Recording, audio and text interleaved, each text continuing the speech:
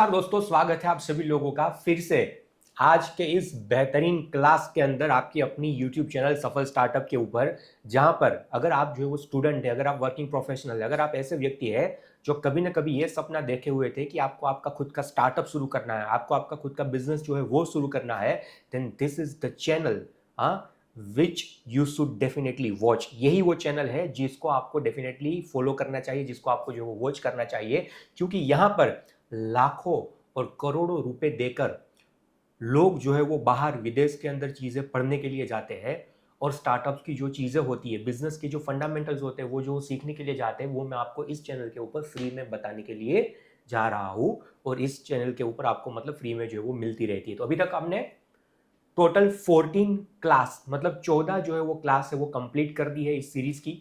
आज जो है वो क्लास नंबर 15 की बारी है और आज क्लास नंबर 15 के अंदर मैं बात करने वाला हूं एक ऐसी चीज के ऊपर जो सबसे ज्यादा स्टार्टअप फाउंडर्स जो है ना वो मिस कर जाते हैं अपनी इस जर्नी के अंदर, और इसके बाद 6 महीने, साल, 2 साल के बाद कहीं ना कहीं वो जो है वो ट्रबल में आ जाते हैं। So today will talk about the thing which is called the deadline. सो अभी फटाफट जो है वो आप सभी लोगों का नोटपैड और पेन साथ में लेकर बैठ जाइए। अगर आजू बाजू में कहीं पर डिस्टर्बेंस क्रिएट हो रहा है तो डिस्टर्बेंस को जो वो थोड़ा सा दूर हटके, वहां से दूर जाके अच्छी जो है वो पीस वाली जगह पर बैठ जाइए, क्योंकि ये जो है आपकी फ्री यूनिवर्सिटीज के अंदर आपको जो नॉलेज मिल रहा है, आपको ये जो यहाँ पर ज्ञान मिल रहा है, वो जैसा अभी मैंने आगे कहा कि लोग लाखों और करोड़ों करोड़ों रुपए देके बड़ी बड़ी टॉप नॉच यूनिवर्सिटीज के अंदर जो है वो पढ़ने के लिए जाते हैं। So now the class number 15 that we talk about, it is called the deadline, means set a deadline। किसकी डेडलाइन आपको इस जर्नी के अंदर सेट करनी है? आपको सेट करनी है सबसे पहले दो तरीके की डेडलाइन। बट उनसे पहले क्यों मैं कौन सी ये दो तरीके की डेडलाइन होगी, क्यों आपको सेट करनी है, वो मैं बताऊं। उनसे पहले मैं आपको एक चीज बता देना चाहता हूं कि a best gambler is someone who knows when to stop. जो जुआरी होता है ना, जो जुआ खेलता है, बेस्ट जुआरी किसको कहते हैं पता है? बेस्ट गेम्बलर किसको कहते हैं पता है? वो वैसा व्यक्ति जिसको पता है कि मुझे जो है वो रुकना कब है, वो वैसा व्यक्ति जिसको पता है कि मुझे स्टॉप कब करना है। वैसे ही if I talk about the business owner, if I talk about the founder, a best businessman और a best founder is someone who knows when to stop. आप इस चीज को बहुत जो है वो अच्छी तरीके से यहां पर थोड़ा सा मेरे साथ बने रहिए और इसको जो वो देखिए। अ best businessman is someone who knows when to stop. A best founder is someone who knows when to stop. क्योंकि आपकी इस जर्नी के अंदर मैंने पीछे भी कहा था ना आपको कि ये पूरी की पूरी अनिश्चितताओं से भरा खेल है। You really really don't know what will going to happen with you. आप बहुत बड़े सपने लेके जो है इस मैदान के अंदर कूदे हुए हो, पता नहीं क्या होगा क्या नहीं होगा, आप सफल होंगे कि नहीं होंगे, आपकी प्रोडक्ट चलेगी कि नहीं चलेगी। You don't know anything. अभी आपके पास एक विश है, अभी आपके पास एक इच्छा है, बट इच्छा को हकीकत में बदलना वो बहुत जो है वो अलग पूरी तरीके से दुनिया है। So for that reason you have to set a deadline. किसकी डेडलाइन सेट करनी पड़ेगी? You have to set a deadline of two things. Mark my words, you have to set a deadline of two things. First, the deadline of time. यहां पर ध्यान दीजिए। First, the deadline of time. क्या हुआ इसका मतलब? जब भी आप इस जर्नी की शुरुआत कर रहे होते हो तब आपको एक जो है वो अपने मन के अंदर पहले से डिसाइड कर लेना है कि भाई साहब, मैं इस पूरी जर्नी के अंदर पहले नंबर में इतना समय देने वाला हूं। क्योंकि मैंने पीछे कहा था ना आपको, आप आपका घर, आपका परिवार, इसके साथ साथ आपका करियर, आपकी लाइफस्टाइल, कई सारी चीज़ों को सेक्रीफाइस करके इस जर्नी के अंदर पहुंचे हुए होते हो। और अगर जो है वो आप बहुत ज़्यादा समय आपने दे दिया या फिर बहुत कम भी समय दे दिया और जो है वो बीच में घबरा गए तो नहीं चलेगा, बहुत ज़्यादा भी समय दे दिया फिर भी जो है वो सभी लोगों के साथ आप खिलवाड़ कर रहे हो, आपके करियर के साथ, आपके माँ बाप के साथ, आपके बीवी बच्चों के साथ, आपके जो है वो हर एक रिलेटिव्स के साथ वो होगा। So will have to set a deadline. किसकी डेडलाइन सेट करनी है? तो फर्स्ट, जैसे मैंने कहा कि डेडलाइन ऑफ टाइम। क्या हुआ इसका मतलब? बहुत ध्यान से समझिएगा। यहाँ पर डेडलाइन ऑफ टाइम का मतलब है, मान लो आपने जो है अपने आप को ये 2 साल का वक्त दे दिया है। यहां पर ध्यान दीजिएगा, आपने जो है वो 2 साल का वक्त अपने आप को दे दिया है। मतलब आपने ये कहा आपका जो भी रनवे था या फिर आपका जो भी मेंटल मतलब आई थिंक पीस था, आपने डिसाइड कर लिया कि मैं इस जर्नी के अंदर भाई कब से सपना देखा हुआ है ना, कब से ये स्टार्टअप शुरू करूं, ये करूं, वो जो है वो मैंने सोचा हुआ है ना, मैं 2 साल पूरा तन मन धन सब कुछ लगा कि इसके अंदर समय दे रहा हूं, पूरे के पूरे 2 साल, राइट। अब ये 2 साल के अंदर मुझे ये देखना है कि भाई मैं कितना सफल हो सकता हूं, मैं 2 साल पूरा तन मन धन सब लगा के दूंगा इसके अंदर। तो मान लो आपने ऐसा 2 साल का जो है वो टाइमलाइन, एक डेडलाइन जो है वो सेट किया, तो ये सेट करने से भी क्या होगा पता है, मान लो यहां पर देखिएगा, आप जो है ऑन द वे यहां पर पहुंचे, आप जो है वो ऑन द वे पहुंचे, कहां पर पहुंचे, 1 साल खत्म हो गया आपका इस जर्नी के अंदर, 1 साल पूरा खत्म हो गया। आप ये 1 साल खत्म हो गया, अब आपको कोई भी जो है वो भगवान ना करे कि कोई रिजल्ट नहीं आया, जो आपने सपने देखे हुए थे, जो आपका रेवेन्यू का टारगेट था, जो आपका जो है वो प्रॉफिट का टारगेट था कि आप इतना पैसा घर लेके जाओगे, जो आपका इतना कस्टमर्स को ऑनबोर्ड करने का टारगेट था, कुछ मतलब आई थिंक कंप्लीट नहीं हुआ।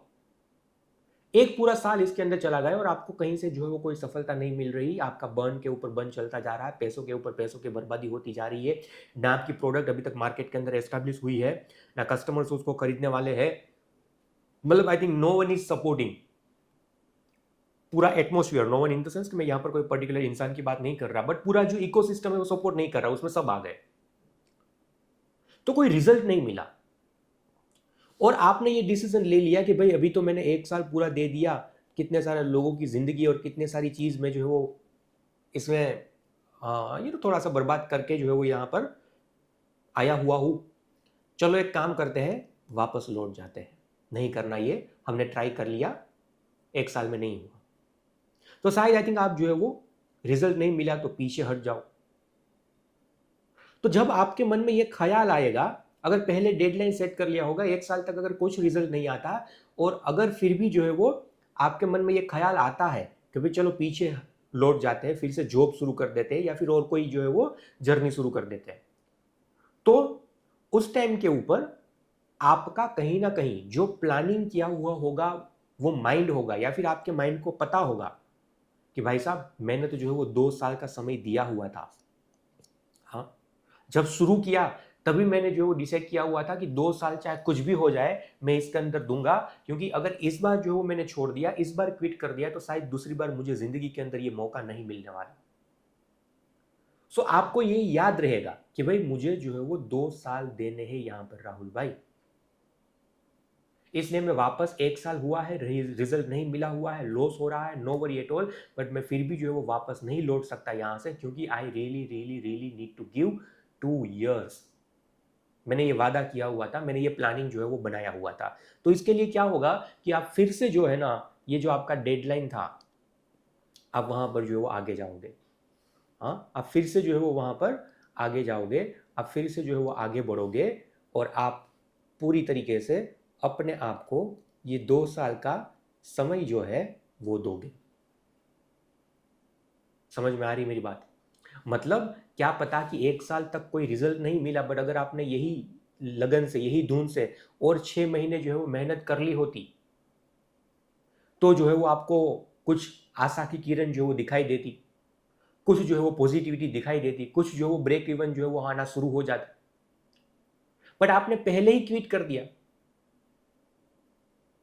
तो पूरी जिंदगी भर आपको ये अफसोस ना रहे कि भाई साहब मैंने तो जो है ना 2 साल किया था या फिर 1 ही साल किया, बट मैं पूरी तरीके से उसमें असफल रहा।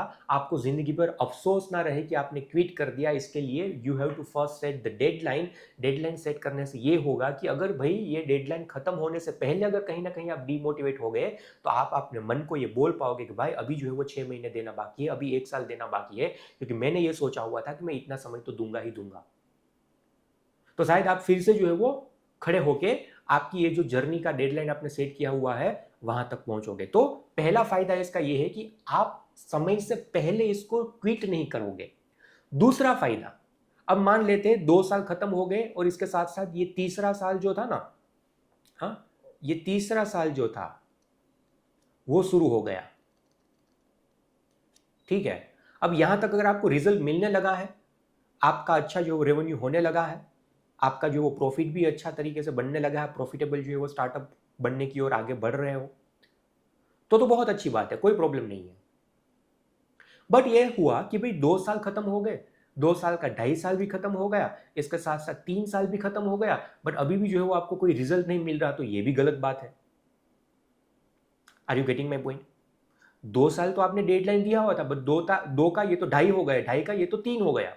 पर अभी थोड़ी सी सिचुएशन जो है वो डामाडोल है। क्यों? क्योंकि मैंने जैसे कहा, आप जो है वो कई सारे लोगों का, आपके पूरे परिवार का एक जो है वो उम्मीद, एक सपना जो है वो लेकर यहां पर आए हुए हो। आपकी वजह से वो सभी लोगों को भी अपनी लाइफस्टाइल के ऊपर कॉम्प्रोमाइज करना पड़ रहा है। आपकी वजह से उन सभी लोगों को भी जो है ना बहुत ज्यादा चीजें सहन करनी पड़ रही है। तो आपके 2 साल हो गए, 2.5 साल हो गए, 3 साल हो गए, अभी भी कुछ रिजल्ट नहीं मिला, then this is the time to introspect yourself. ऐसा ना हो कि आप जो है वो समय के ऊपर समय, समय के ऊपर समय, समय के ऊपर समय जो है वो देते रहे और जो है वो कोई रिजल्ट ही ना आए। आप टाइम के ऊपर टाइम देते रहे, पैसों के ऊपर पैसा जो वो खराब होता रहे और आपको रिजल्ट ही ना मिले। आप तो परेशान हो रहे हो, आपके साथ साथ आपका पूरा परिवार जो है वो भी परेशान हो रहा है। क्योंकि इस जर्नी के अंदर मैं आगे बताऊंगा एक आध क्लास में कि आपका परिवार का आपके साथ होना बहुत बहुत बहुत जरूरी है। आपका लाइफ पार्टनर का आपका साथ होना वो बहुत बहुत जरूरी है, अदरवाइज आप ये जंग नहीं जीत पाओगे। तो 2 साल के ऊपर का समय हो गया, 3 साल खत्म हो गए, फिर भी आपको रिजल्ट नहीं मिला और फिर भी आप जो वो पागलों की तरह आगे बढ़ते जा रहे हो और आपकी वजह से आपका पूरा परिवार जो है वो ट्रबल में आ रहा है। आपका फाइनेंशियल मतलब आई थिंक सिचुएशन जो है वो क्राइसिस वाला बन चुका है। So now in this case you really need to have introspect. जैसे मैंने कहा कि आपको इंट्रोस्पेक्ट करने की जरूरत है, आपको सोचने की जरूरत है कि क्या करे भाई।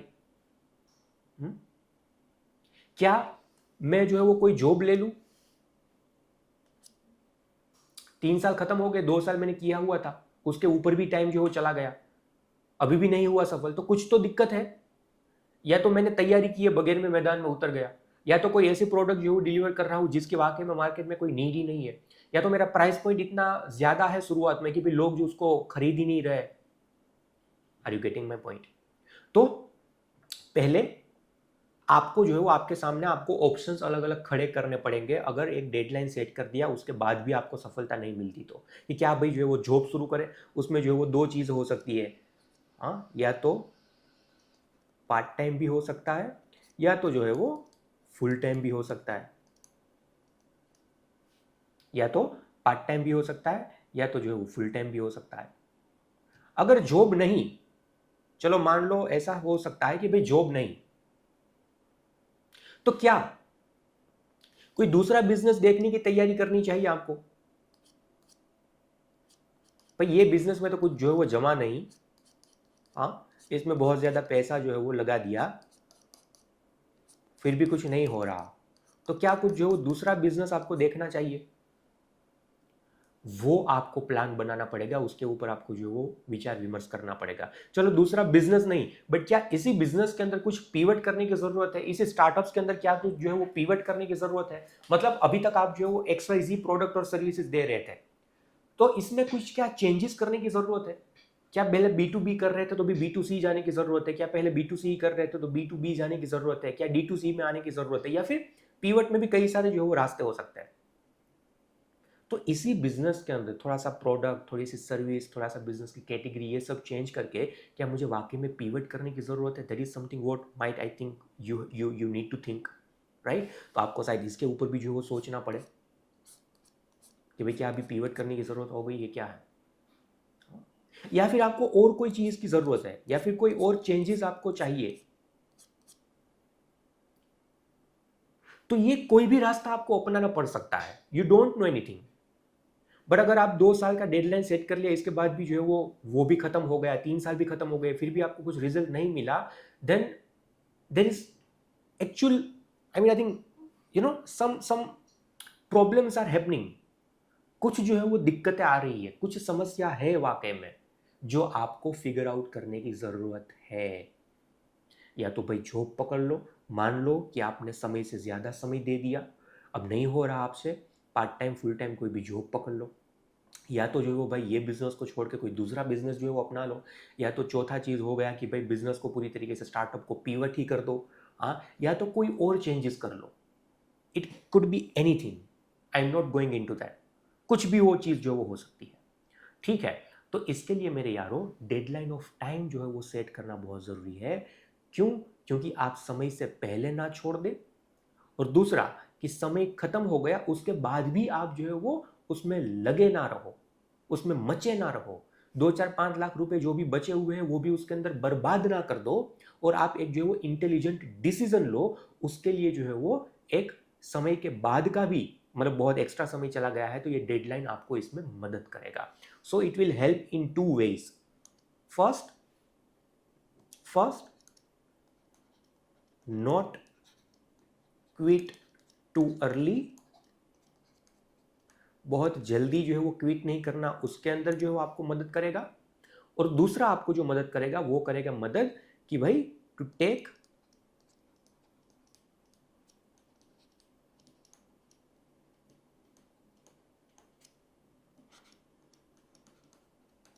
नेसेसरी एक्शन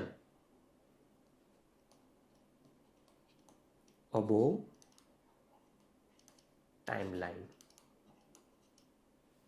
कि अगर भाई टाइमलाइन जो है वो आपकी ये हो चुकी है, खत्म हो चुकी है, तो उसके बाद आपको जो है वो नेसेसरी एक्शन ले, हाँ। और अगर समय से पहले जो है वो आपको मन में ये विचार आ रहा है तो आप जो है वो जल्दी क्विट ना कर दे और अपने आप को समय दे। That is why deadline of time वो सेट करना बहुत ज़रूरी है। तो अगर आप कोई भी ऐसे फाउंडर है, एस्पायरिंग फाउंडर है, अभी तक अगर आपने जो है वो जर्नी की शुरुआत तो कर दी है, बट अगर ये डेडलाइन नहीं सेट की हुई तो आज के आज ही नोट पैड और पेपर जो है वो साथ में ले लीजिए, वहाँ पर लिख लीजिए, अपने आप को बोल दीजिए कि मेरे पास इतना ही समय है, बहुत ज़्यादा समय वेस्ट मत करिए, और इस समय के अंदर जितनी भी मेहनत हो सकती है रात और दिन एक कर दो। वर्क लाइफ बैलेंस के बारे में मत सोचो, सोशल मीडिया बहुत ज़्यादा कुछ मत देखो, यही चैनल्स और ऐसे ही जो है वो चैनल्स देखते रहो जहाँ से आपका बुद्धि के अंदर कुछ जो है वो फायदा हो, right. The another thing that you have to keep in your mind, one is called the deadline of time and another one is called the deadline of money. पैसों का डेडलाइन क्या होता है? पैसों का डेडलाइन एग्जाम्पल के तौर के ऊपर मान लो जब आपने स्टार्टअप की शुरुआत करी हुई थी, बिजनेस की शुरुआत करी हुई थी, तो आपके पास एग्जाम्पल के तौर के ऊपर 15-20 लाख रुपए थे, ठीक है, 15 से 20 लाख रुपए थे आपके पास। आपने ये डिसाइड किया, आपने सबसे पहले तो जो है वो क्या किया कि आपका हर मंथ का खर्चा कितना है, हर मंथली, जैसे आप कोविड में चला रहे थे, आपका फिक्स्ड एक्सपेंस कितना है, आपका आपका जो कोई भी जो है वो खाने पीने का खर्चा, आपका बाकी का खर्चा, आपकी इनकम के सोर्सेज जो है वो क्या क्या है वो एक तरफ लिख लो, और इसके बाद जो है वो आपके जो भी फिक्स्ड एक्सपेंसेस है उसको एक तरफ लिख लो।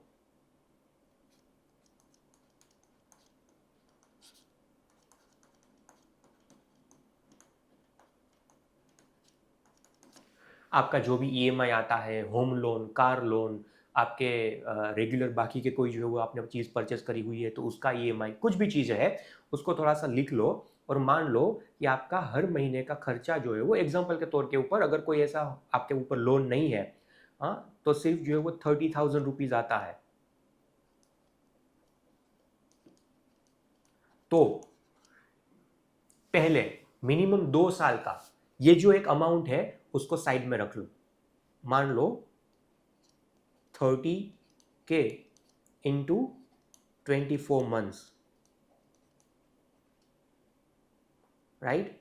तो मोटा मोटा आपका हो गया 72,720,000, मतलब 7,20,000 रुपए। आपको पता है कि अगले आने वाले 2 साल तक अगर कुछ मुझे नहीं मिलता तो मेरा जो घर चलाने का खर्चा है वो 7,20,000 रुपए है। तो आपने मान लो आपके पास 15-20 लाख रुपए जो भी पड़े हुए थे, उसमें से जो है वो जो भी आपका 7,20,000 रुपए के आसपास बना, मतलब एग्जाम्पल के तौर के ऊपर आप अपना कैलकुलेशन करना, उस पैसे को जो है वो साइड में रख दो। ये आपका बैंक है अलग, ये क्या है, ये आपका जो है वो अलग बैंक है, ये आपका सेपरेट बैंक है। ये बैंक में से आप आने वाले 2 साल तक, जब तक आप इस स्टार्टअप की जर्नी के अंदर हो, तब तक 1 रुपया भी नहीं निकालोगे। That should be your promise. 1 रुपया भी इसके अंदर से नहीं निकालोगे। तो 7,20,000 रुपये, जस्ट फॉर एन एग्जाम्पल, आपका जो भी ये पूरा खर्चा बन रहा था, ठीक है। अगर आपके ऊपर जिम्मेदारी नहीं है तो बहुत अच्छी बात है। अगर आप जिम्मेदार व्यक्ति है, आप वर्किंग प्रोफेशनल है और आपको आपके घर को चलाने के लिए पैसों को जो है वो देना पड़ता है, तो ये शुरू करने से पहले एक सर्टेन अमाउंट जो है, मिनिमम 2 साल का रनवे आप साइड में अलग रख लो। क्यों? क्योंकि आगे क्या होने वाला है मेरे भैया, आपको कुछ नहीं पता। आगे जो है ना, कई कई सारी जगह पर तो हमने ऐसा देखा हुआ है कि घर परिवार के खर्चे चलाने के लिए पैसा नहीं बचता, उसके लिए वो बंदा अपना स्टार्टअप, अपना बिजनेस को जो वो छोड़ देना पड़ता है। बट अगर 6 महीने और उसमें टिक गया होता तो नए मुकाम पर होता। ऐसे भी जो है वो मतलब केसेस हमने देखे हुए हैं। सो वो ना हो, आपका घर, आपका परिवार, आपका जो खर्चा बाकी का है वो बहुत अच्छी तरीके से चले, उसके लिए मिनिमम 2 साल का। अगर 2 साल का नहीं हो रहा, आपका खर्चा बहुत ही ज्यादा है, तो do it for 1 year, but 1 साल से कम नहीं, नहीं और नहीं। 1 साल से कम रनवे लेकर चलना ही नहीं है, क्योंकि 1 साल तो यूं करके निकल जाएगा और तब तक आपका कुछ सेटअप नहीं होगा मेरे भैया, कुछ सेटअप नहीं होगा। मतलब सेटअप थोड़ा सा हो गया होगा, बट आप जो रेवेन्यू का, जो प्रॉफिट का जो सोच रहे हो, वैसा कुछ नहीं होगा। Are you getting my point? आपको ये थोड़ी सी चैनल के ऊपर हार्श चीज़ें लगेगी, थोड़ा सा जो है वो डिफिकल्ट लगेगी, but this is the reality. मैं आपको रियलिटी से अवगत करवाना चाहता हूँ। सोशल मीडिया के ऊपर बाहर जो बहुत ज़्यादा बड़े बड़े ट्रेंड चल रहे हैं, उस तरीके से मैं आपको गुमराह नहीं करना चाहता। क्योंकि जितनी आप सफलता की कहानियाँ देखते हो, उनसे ज़्यादा जो है वो कहानियाँ असफलता की मार्केट में है। वो आपको दिखाई नहीं देती, वो आपके नज़र में नहीं आती। हम हर रोज़ इतने हज़ारों लोगों से जो है वो, सैकड़ों लोगों से मिलते हैं, महीनों में हज़ारों लोगों को जो वो कनेक्ट करते हैं, लोगों के इंक्वायरीज आती है, इसलिए बता रहा हूँ। Right? So it is really really important. आपका ये बैंक बन जाएगा आने वाले 2 साल तक। 2 साल का मिनिमम लेके चलिए। अगर नहीं हो रहा तो 1 साल का तो लेके ही चलना है आपको, आपका रनवे बैंक। ये कौन सा पैसा होगा? आपका बैंक में पड़ा हुआ, ये आप नहीं उठाएंगे। ये सिर्फ और सिर्फ आपका घर का खर्चा चलाने का पैसा है, नथिंग एल्स। और मान लो आपके पास जो है वो अभी 15 लाख का टोटल था, उसमें से 7 लाख रुपए आपके जो है वो घर चलाने के लिए आपने इन्वेस्ट कर दिए। अब आपके पास बचे, जस्ट फॉर एन एग्जाम्पल, जो है वो 7 लाख रुपए, 7.5 लाख रुपए, ठीक है। या तो मान लो जो आपके पास 17-18 लाख रुपए थे, में 7 लाख रुपए आपने घर परिवार को चलाने के लिए एक्स्ट्रा रख दिए, और अभी आपके पास बचे 10 लाख रुपए। ये जो है वो आपके पास 10 लाख रुपए बचे। तो क्या होगा? आपने पहले ऊपर तो जो है वो सेट कर लिया है कि भाई 2 साल टाइमलाइन आपने सेट कर लिया। अब डेडलाइन ऑफ मनी, मतलब कि ये जो 10 लाख रुपए है ना भाई, मैं 10 लाख रुपए तक जो है वो रिस्क लूंगा, और 2 साल तक, 2 साल और 10 लाख रुपए का मैं जो है वो रिस्क लूंगा। एक तो पहले ऊपर टाइम का डेडलाइन सेट कर लिया हमने, इसके बाद मनी का भी डेडलाइन कि भाई ये 10 लाख जो मेरे पास अभी पड़े हुए हैं, इसको मैं पूरी तरीके से स्टार्टअप्स के अंदर लगाऊंगा। अगर इसमें से कुछ भी वापस नहीं आता, नो वरी एट ऑल, क्योंकि मैंने ऑलरेडी एक मेरा जो घर परिवार का खर्चा चलाने का पैसा था वो अलग रख दिया था। इसलिए 10 लाख रुपए आपके पास जो पड़े हुए हैं, वो 10 लाख का आपने डेडलाइन सेट कर लिया।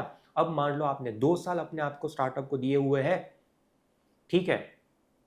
अब एग्जाम्पल के तौर के ऊपर 6 महीने हुए, सुनिएगा, आपको पता तो नहीं कौन कौन सा खर्चा आएगा, क्या क्या खर्चा आएगा। 6 महीने हुए, और 6 महीने होते होते मान लो आपके 5 लाख रुपए खत्म हो गए भाई। अब क्या करोगे? 6 महीने होते होते आपके 5 लाख रुपए जो है वो ये तो खत्म हो गए। कुछ नया सॉफ्टवेयर बना लिया, कुछ ऐप बना ली, कुछ और दूसरा डेवलपमेंट कर लिया, कुछ ये कर लिया, वो कर लिया, यू डोंट नो। अब 6 महीने होते होते 5 लाख खत्म हो गए, आपने 10 लाख का बजट लगाया हुआ था। अब आपको पता लगा कि भाई अभी तो जो है वो ये 5 लाख रुपए मुझे 1.5 साल बिताना है, अब कैसे हो पाएगा? ये सही डर से आप जो है वो वापस ना लौट जाए, ये डर से जो है वो आप शायद वापस ना लौट जाए। तो ये डर से वापस आप ना लौट जाए, फॉर दैट पर्टिकुलर रीजन आपको जो है ये समझ में आएगा, आपको ये ख्याल आएगा कि भाई अभी मेरे पास जो है वो 5 लाख रुपए थे, वो खत्म हो गए हैं, अभी मेरे पास 1.5 साल पूरा बचा हुआ है। आप यहां पर जो भी खर्चा करो, यहाँ पर आप जो भी खर्चा करो, मतलब ये पूरे अंतराल के अंदर, वो बहुत सोच समझ के आप करो। ये जो पूरा समय है आपका, यहाँ पर आप जो भी जो है वो खर्चा करोगे, वो बहुत जो है वो भी सोच समझ कर करोगे। एक एक पाई पाई का हिसाब जो है वो आप अपने पास रखोगे। क्यों? क्योंकि आपको पता है भाई, ये 5 लाख रुपए में अभी मुझे जो वो 1.5 साल निकालना है। अब कई सारे लोग ये सोचेंगे यार तब तक तो फंडिंग मिल जाएगा। भाई बाहर मार्केट में सिचुएशन देखिए, कितने ज़्यादा लोग फंडिंग लेने के लिए लाइन में लगे हुए हैं। नहीं मिला फंडिंग तो आपको तो ये ध्यान रखना, अगर फंडिंग मिल जाता है तो बहुत अच्छी बात है। अगर नहीं मिलेगा फंडिंग तो क्या करोगे? तो अगर आपको कोई फंडिंग नहीं भी मिलता तो इन दैट सिचुएशन आपको ये ख्याल होना चाहिए कि भाई ये 2 साल है, 10 लाख रुपए है, मुझे इसमें से ही जो है वो पूरा मेरा गुजारा करना है, मुझे यही पैसा जो है वो इसके अंदर इन्वेस्ट करना है। अगर फंडिंग नहीं मिलता, अगर फंडिंग मिल गया तो बहुत अच्छी बात है, अगर नहीं मिलता तो क्या? Are you getting my point? और अगर दूसरा, मान लो आपने 10 लाख खत्म हो गए, 10 लाख आपने जो डेडलाइन सेट किया हुआ था पैसों का वो खत्म हो गया, तो इसके बाद अभी आपका ये पैसा जो पड़ा हुआ है, आपका घर का, परिवार का, ये जो आपने बचा के रखा हुआ था 7,20,000 रुपए, आप उसमें से कोई 1 रुपया भी जो है वो विड्रॉ नहीं करोगे। ये आपका इमरजेंसी फंड है, कभी भी जरूरत पड़ सकती है। आप कोई दूसरा रास्ता ढूंढो भाई। ये आपकी जो है वो नाकामी थी कि भाई आप 10 लाख का टाइम, मतलब पैसा था, 2 साल का समय था, फिर भी आप कुछ नहीं कर पाए और आप जो है वो फंडिंग भी नहीं उठा पाए। और इसके साथ साथ मैं कह सकता हूँ कि आपने जो है वो ऐसी चीज़ें भी नहीं सीखी कि कैसे फंडिंग उठाए, ना आपकी प्रोडक्ट के अंदर कोई दम था। You did it everything, but अभी ये पैसे को आप जो है वो नहीं विड्रॉ करोगे, दैट्स फॉर श्योर, क्योंकि ये आपका इमरजेंसी पैसा है।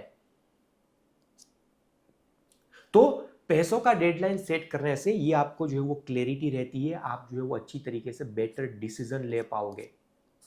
हाँ, 10 लाख अभी खत्म हो गया, आपको पता है भी मेरे घर परिवार को चलाने के लिए 7 लाख रुपए अभी बचे हुए हैं, तो आप बहुत ज़्यादा जो है ना, अभी बहुत ज़्यादा रिस्क नहीं लोगे। ऊपर जैसे मैंने कहा था ना, या तो आप कोई सर्टेन ऐसा डिसीजन लोगे, या तो कुछ पिवट करोगे, अनदर बिजनेस का कुछ जो वो सोचोगे, या तो आप part time full time job जो है वो अभी के लिए ज्वाइन कर लोगे, but you will not withdraw that मतलब आई थिंक जो डिपॉजिट आपने वो अलग किया हुआ था अमाउंट, वो आप जो है वो नहीं उठाओगे, राइट? तो you have to set deadline of 2 things, deadline of time and deadline of money.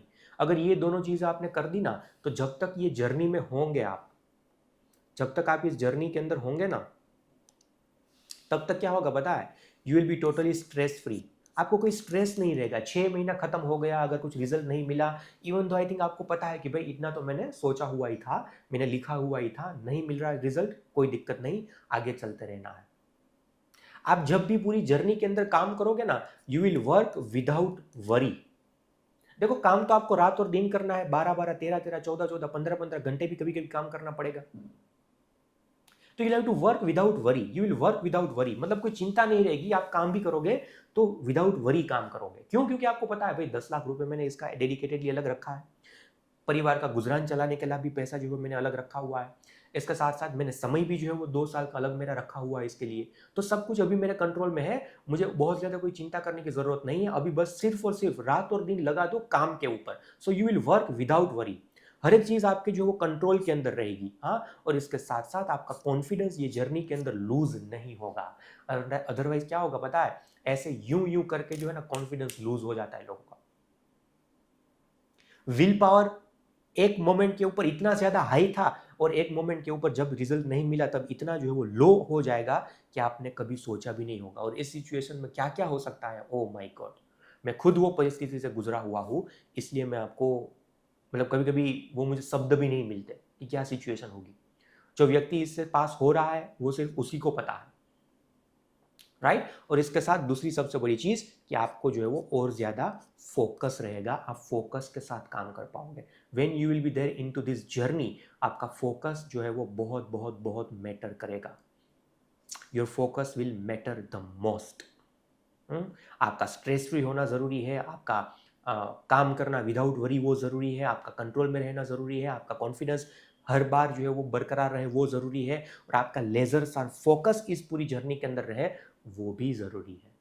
So for that reason my dear friend, you have to set deadline of time and deadline of money.